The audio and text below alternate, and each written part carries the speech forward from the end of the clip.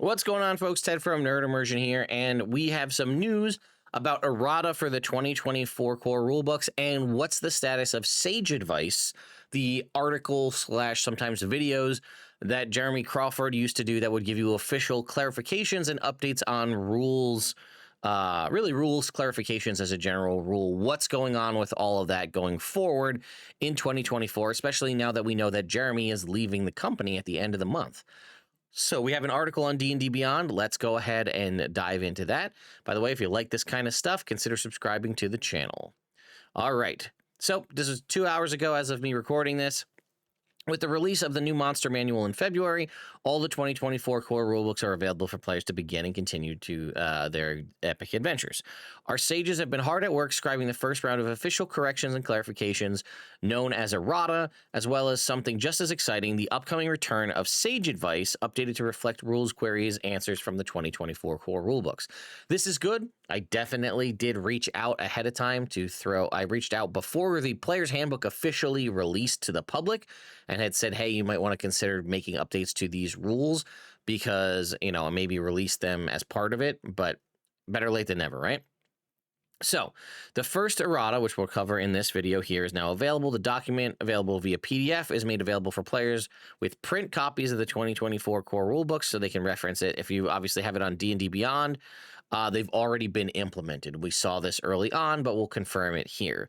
And it will also be again in this soon-to-be-released SRD 5.2. Check the previous video to learn more about that. Now, the return of Sage Advice. In D&D, rules are a tool meant to support and inspire play, not restrict it. No rule set can cover every scenario, and we don't want one that does, as it would limit the open-ended nature of D&D. The Dungeon Master is an adjudicator for these rules, for how these rules are used, but players and DMs alike sometimes run into situations where rules might be unclear. That's where Sage Advice comes in. It doesn't override a DM's call. Instead, it offers interpretations that help everyone better understand the rules and enjoy using them. The Sage Advice Compendium collects questions and answers about rules and interactions in Dungeons & Dragons. With the release of the 2024 core rulebooks, Sage Advice will be updated to encompass the new material presented in these books. It will continue to be updated as more questions are brought up by the community. The current live date for the new Sage Advice Compendium hasn't been set in stone, but it's coming soon. Make sure to keep an eye on D&D Beyond for further updates, or keep an eye on Nerd Immersion. If you're subscribed to the channel, I'll be sure to let you know as soon as the new Sage Advice Compendium drops.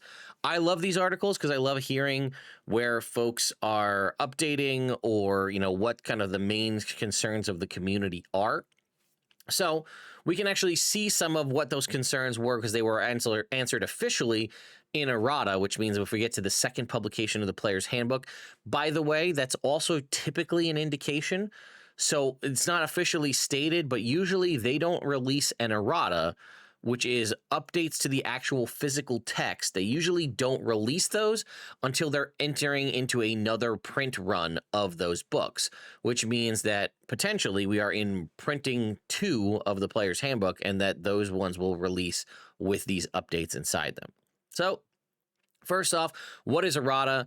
Sometimes we release rule update to our rule sets. When this happens, we provide a record of it here on D&D Beyond in the form of Errata. You can reference these here. So let's start with the Player's Handbook. The changes have been applied across D&D Beyond and can be found downloadable in this PDF right here. So, Goliath traits. In the powerful build trait, you have advantage on any saving throw, is now you have advantage on any ability check. This makes sense because as it was written, it didn't actually do anything. So if we were to scroll up and go to the species and pull up Goliath, the new ability here, where is it? Powerful build. You have advantage on any ability check you make to end the grappled condition. It previously said you had it in the printed form, advantage on any saving throw to end the grappled condition. However, the grappled condition was not ended by saving throws, so as written, that was completely useless. Moving on, we have the feats section here. Grappler, it says your speed isn't halved when you move, is now you don't have to spend extra movement to move. Oh, thank you. So Again, it was written in such a way that says your speed isn't halved when you move, but it never stated in Grappler that your speed was halved. So now it states again, you don't have to spend extra movement to move, which clarifies that. Poisoner in the brew poison benefits fourth sentence, until you hit with the poison item, is now until you deal damage with the poisoned item. Again, some of these we're going to have to go ahead and take a look at them to get them to make sense. So why don't we just go ahead and do that? So if we were to jump ahead to the feats to explain, so here is Grappler, which said you don't have to spend extra movement to move a grappled creature, creature grappled by you if the creature is your size or smaller. It previously said your speed isn't halved when you move, but it never said that it was, so it didn't actually mean anything. So that clarifies that. And then if we were to scroll down to Poisoner, right, it says with a 1 hour, where is it? Once applied, it retains its potency for 1 minute or until you deal damage with the poisoned item. There were some potentially wonky items that was until you hit with the poison item. So in previously, you could hit somebody, and if you didn't deal damage to them, it would still end. But now it's until you deal damage with the poison item, so that works out. And telekinetic is its ranged is increased by 30 feet. Is now its ranged, and the distance it can be away from you is increased by 30 feet. And this meant that part of the benefit of telekinetic wouldn't work because Mage Hand's range was still 30 feet. So even though it could be increase its range by 30 feet to a range of 60 feet, you still couldn't control it beyond that. So that is now just a quick clarification to have that make sense. The armor table now correctly states that the shield is a utilize action to don or doff. Again, in the original printed version, it didn't have any action economy listed for taking off or putting on a shield, which in theory, given the fact that nothing was listed, meant you could do it for free. This means that you can't just kind of attack with 2 weapons, then equip a shield or vice versa. All right, the animal shapes spell has been replaced with the following. The target gains a number of temporary hit points equal to the hit points of the first form into which it shapeshifts. These temporary hit points vanish if any remain when the spell ends. The transformation lasts for the duration or until the target ends it as a bonus action. You'll see a lot of these conjure spells have had their damage reduced because they were pretty significant. A lot of them had, when listed as using a higher level spell slot, they added 2 dice per hit. This led to some ridiculously powerful combos. So Conjure Elemental used to be, again, when you would cast it out of a higher level slot, 2d8 versus 1, and now has been nerfed down in theory to 1d8. Conjure Fey was 2d12 down to 1d12. The one that's probably going to hurt people the most is Conjure Minor Elementals, has now been nerfed from an extra 2d8 per higher level slot down to 1d8. Conjure Woodland Beings is level above 5, is now level above 4. Giant Insect is correctly listed as 10 HP, 10 for each spell level, is now 10 for each spell level above 4, because previously it was encountering, basically when it was 10 HP for each spell level, you got that at the base level, you would get an extra 40 HP. Now it's obviously for things above that. Polymorph, in the second paragraph of the spell's description, these temporary hit points vanish if any remain when the spell ends. That was another funky one, right? Because the temporary hit points you got from Polymorph would technically, you would lose them. The Polymorph spell would end after an hour. So there was the concept of cast Polymorph on someone to give them a chunk of hit points, temporary hit points, and then end your Polymorph on them, and they would still retain those temporary hit points until they took a long rest. This has since fixed that, so they just disappear when the spell ends. So you can't use a 4th level spell to grant like 200 temporary hit points to somebody. Shape Change, kind of a similar thing. When you cast this spell, you gain a number of temporary hit points equal to the hit points of the first form into which you shapeshift. These temporary hit points vanish if any remain when the spell ends. Again, not allowing you to just super stack temporary hit points. And lastly, True Polymorph. In the second paragraph of the creature into creature subsection, the second sentence has been replaced with, these temporary hit points vanish if any remain when the spell ends. Right, all the stat blocks in the 2024 Player's Handbook have been replaced with the Monster Manual versions of those stat blocks. Under the rules glossary in the grappling entry, the heading escape a grapple is now ending a grapple.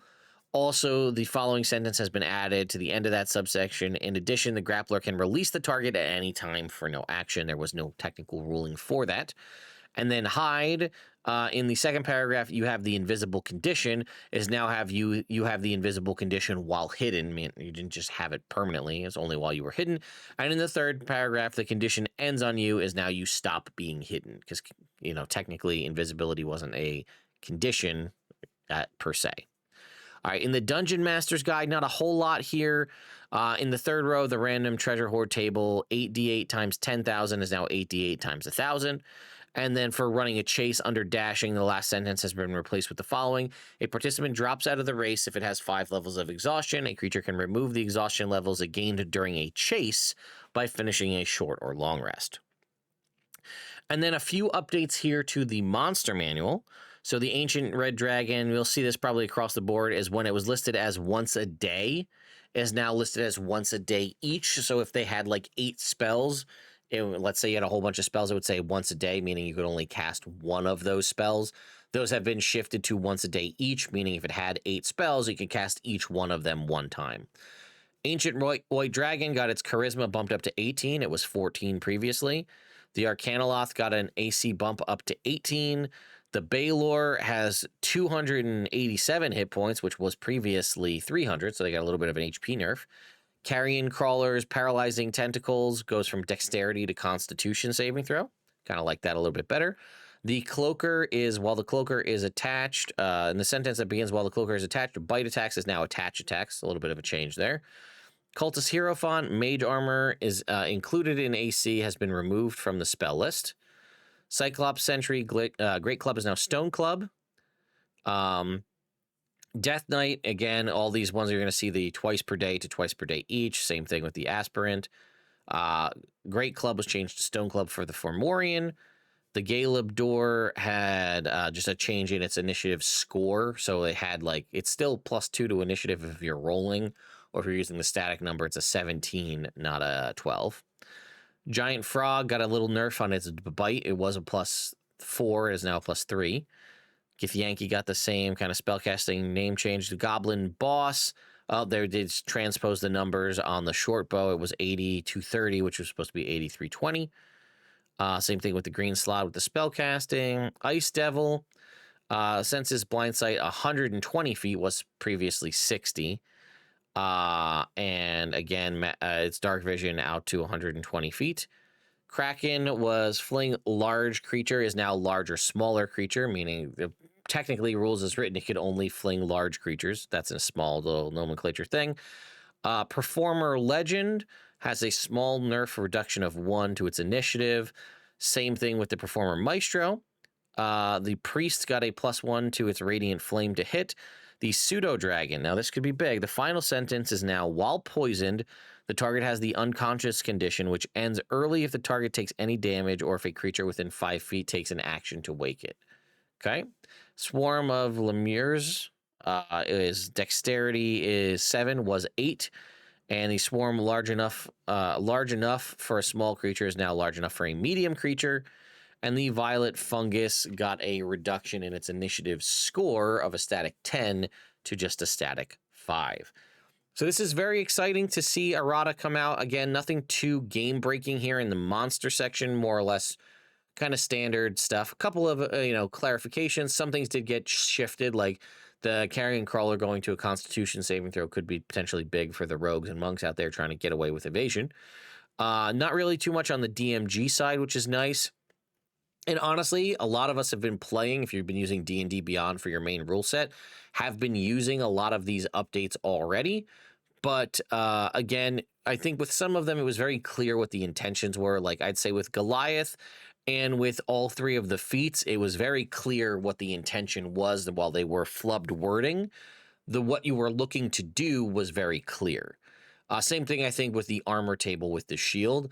Now, some of these spells having their damage reduction from 2 of a die to 1 of a die is not necessarily abundantly clear in the design. It could have just been they were very powerful spells. But, same thing with, I think, Giant Insect was one that, we knew it was probably supposed to read for each spell level above 4.